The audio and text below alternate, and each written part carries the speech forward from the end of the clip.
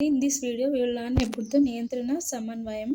So జంతువుల్లో రసాయనిక సమన్వయం రెండు రకాలుగా ఉంటుంది. ఒకటి హార్మోన్స్ మనల్ని సమన్వయం చేస్తూ ఉంటాయి, నాడీ ప్రచోదనాలు అనమాట. ఇందులో గ్రంథుల గురించి తెలుసుకుందాం. గ్రంథులు అనేవి రెండు రకాలుగా ఉంటాయి. నాళ సహిత గ్రంథులు అండ్ అంతఃస్రావి గ్రంథులు. నాళ సహిత అంటే ఆహార నాళంతో సంబంధం కలిగి ఉంటాయి. ఈ గ్రంథులు ఎంజైమ్లు అనే రసాయనిక పదార్థాలను స్రవిస్తాయి. వీటికి నాళాలు లేవు, అందుచేత వీటిని వినాళ గ్రంథులు అంటాయి. విడుదల చేసే రసాయనిక పదార్థాలను హార్మోన్స్ అంటాము అంతఃస్రావి గ్రంథులు. నెక్స్ట్ ఇవి ప్రత్యక్షంగా రక్తంలోకి విడుదలవుతాయి. రక్తం హార్మోన్లను రవాణా చేసే వాహనంగా పనిచేస్తూ ఉంటుంది. హార్మోన్ల ఉపయోగాలు శరీరంలో కణాలు పెరిగేటట్లు చేయడం, ఇతర అవయవాల కణాల మీద పనిచేసి వాటిలో జరిగే కార్బోహైడ్రేట్స్, ప్రోటీన్స్, లిపిడ్ల జీవక్రియ స్థాయిని హెచ్చు చేయడం కానీ తగ్గించడం కానీ చేస్తాయి.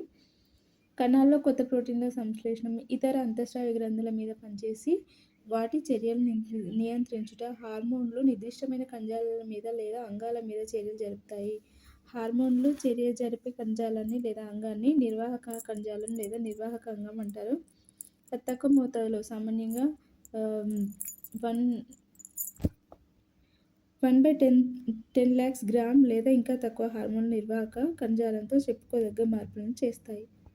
పీయూష గ్రంథి ఇది పెద్ద బఠానీ గింజ పరిమాణంలో ఉంటుంది. శరీరంలోని అన్ని ఇతర అంతఃస్రావి గ్రంథులు దీని నియంత్రణలో ఉంటాయి. అందుచేత దీన్ని ప్రధాన గ్రంథి మాస్టర్ గ్లాండ్గా వ్యవహరిస్తూ ఉంటారు.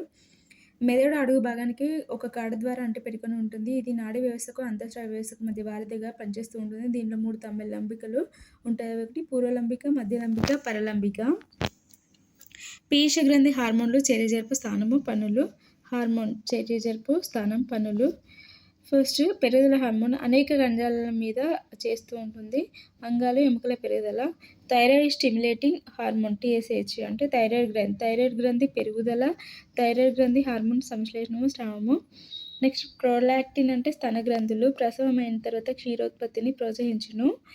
ఫోలికల్ స్టిమ్యులేటింగ్ హార్మోన్ స్త్రీబీజ కోశాల మూషకంలో పెరుగుదల ప్రోత్సహించుట. స్త్రీల్లో ప్రొజెస్టరాన్, ఈస్ట్రోజన్, పురుషుల్లో టెస్టోస్టిరాన్ స్రావాన్ని ప్రోత్సహించును. లూటనైజింగ్ హార్మోన్ స్త్రీబీజ కోశము ఈస్ట్రోజన్ స్రావాన్ని ప్రోత్సహించుట, అండాన్ని విడుదల చేయడంలో పాత్ర వహించును.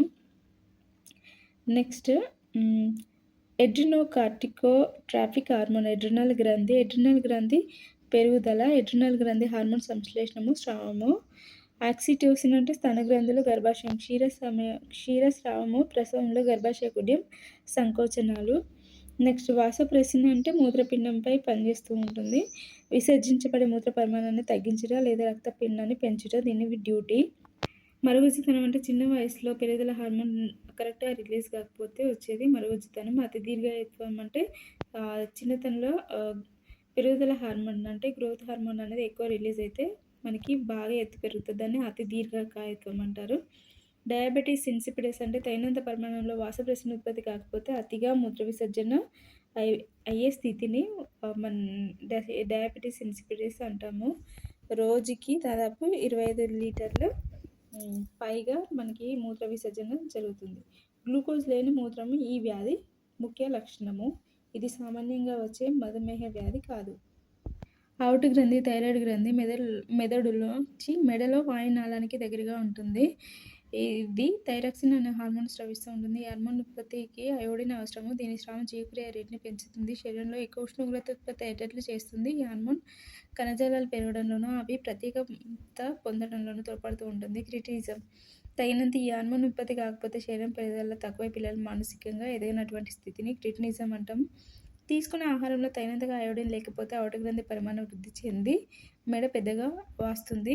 దీన్నే సామాన్య గైటర్ అంటారు. ఉప లేక పార్శ్వ అవుట గ్రంథులు ఇవి అవుట గ్రంథికి దగ్గరలో ఉంటాయి. ఇవి పారాథార్మోన్ని స్రవిస్తూ ఉంటాయి. ఈ హార్మోన్ రక్తం ఎముకల్లో ఉండే కాల్షియం ఫాస్ఫేట్ల స్థాయిని నియంత్రణ చేస్తుంది. ఈ హార్మోన్ తగినంతగా ఉత్పత్తి కాకపోతే ఎముకలు కాల్షియం కోల్పోయి మెత్తగా అవుతాయి. ఈ హార్మోన్ ఎక్కువ ఉత్పత్తి కండరాలు ఉత్తేజపడి సంకోచ స్థితిలో ఉండిపోతాయి. దీన్ని టిటాని అంటారు. అధివృక్క గ్రంథులు ఇవి 2 ఉంటాయి. ఇవి ఒక్కొక్క మూత్రపిండం పైన ఒక్కొక్కటి ఉంటాయి. ఇవి మూత్రపిండం పైన ఒక టోపీలా ఉంటాయి. అధివృక్క గ్రంథి 2 భాగాలు. ఒకటి వల్కలం, దవ్వ. వల్కలం అనేది ఇది గ్రంథి బయటి భాగము. ఇది దీని మీద 2 హార్మోన్లు పనిచేస్తాయి. ఒకటి కార్టిసాల్, ఆల్డోస్టిరాన్. కార్టిసాల్ వచ్చేసి ఈ హార్మోన్ కార్బోహైడ్రేట్లు, ప్రోటీన్లు, కొవ్వుల జీర్ణక్రియను క్రమబద్ధం చేస్తుంది. ఆల్డోస్టిరాన్ ఈ హార్మోన్ శరీరంలో నీరు, సోడియంల పునఃశోషణలో పాత్ర వహించి రక్తంలో సోడియం స్థాయిని పునరుద్ధరిస్తూ ఉంటుంది. ఈ హార్మోన్ శరీరంలో నీరు, సోడియంల పునఃశోషణలో పాత్ర వహించి రక్తంలో సోడియం స్థాయిని పునరుద్ధరించేది ఆల్డోస్టిరాన్ అనే హార్మోన్.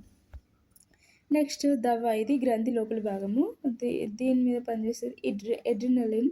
ఈ హార్మోన్ భౌతిక లేక మానసిక ఒత్తిడి కలిగినప్పుడు, రక్తంలో గ్లూకోజ్ స్థాయి తగ్గినప్పుడు, వ్యక్తి గాయపడినప్పుడు, అతి శీతల పరిస్థితులకు లోనప్పుడు లేక బాధపడుతున్నప్పుడు విడుదలవుతుంది. దీన్ని మానసిక ఉద్రేకాలను కలుగజేసే hormone fight or flight hormone అంటారు.